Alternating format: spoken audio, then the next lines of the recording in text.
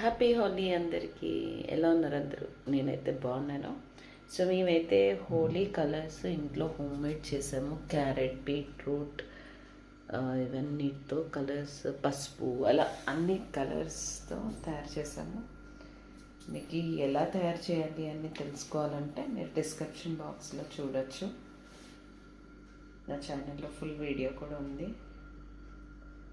So మీరందరూ హోలీ ఆడేసుకున్నారా, లేదంటే గ్రహణం ఉందని ఆగి ఈరోజు ఆడదాం అనుకుంటున్నారా? మేమైతే గ్రహణం ఉందని 3rdకి ఆడనీయలేదండి పిల్లల్ని.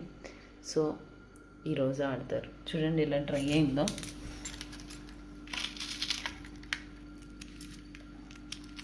నేను మంచిగా ఇలా అనేస్తే పౌడర్ అయిపోతుంది, సాఫ్ట్గా అవుతుంది.